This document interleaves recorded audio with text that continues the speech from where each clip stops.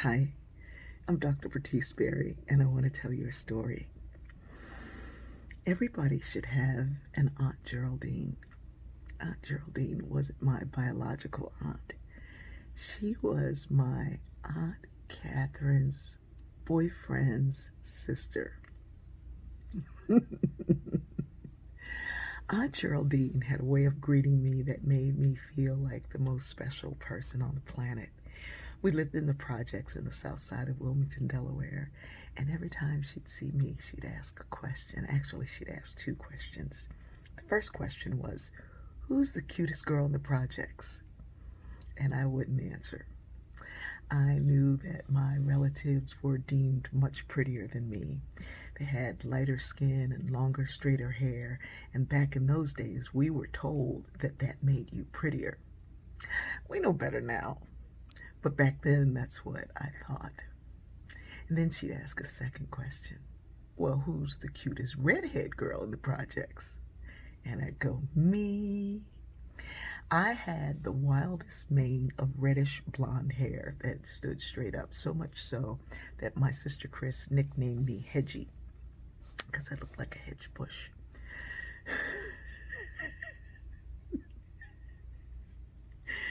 This wild hair just coming at you. Anyway, Aunt Geraldine made me feel beautiful. She made me feel special. She made me feel like some magnificent thing.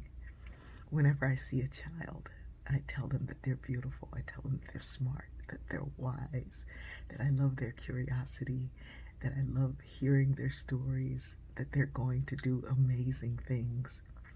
We should all have an Aunt Geraldine, and we should all be an Aunt Geraldine. But here's the thing.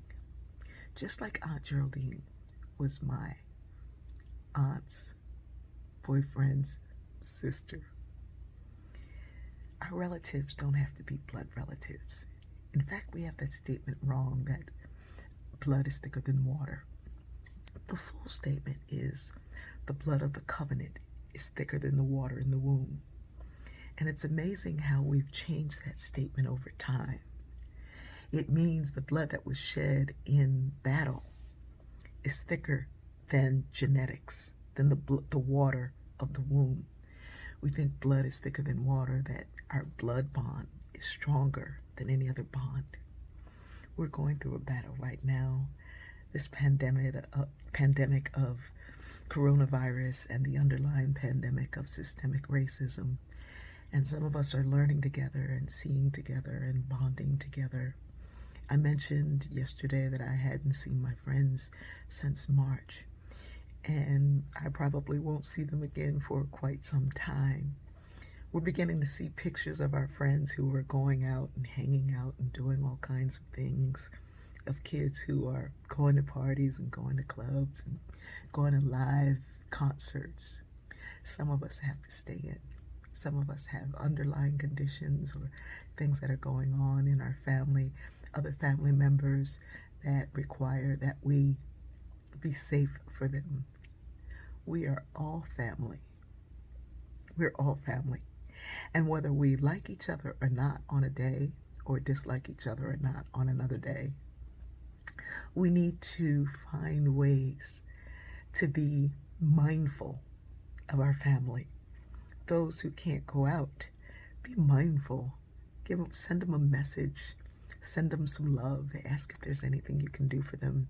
Those of you who can go out more, to take a ride somewhere, to see something differently. Maybe you can Zoom somebody into you, or let them see the ride with you, or take pictures and share it with them later. There are ways using this technology to connect in bonds of love.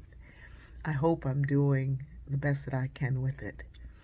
But as my Aunt Geraldine often reminded me, that I was loved, that I was special in her eyes, and you are special in my eyes. Don't lose sight of the fact that when I do this, I may not physically see you, but I see you.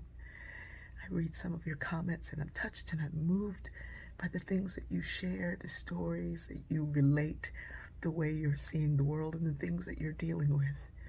This started out for 5 people, but those 5 have become more than 5,000. Some days 50,000, some days 500,000. However you got here, you are a part of my family. And you dear ones, are the prettiest people in the projects. I love you.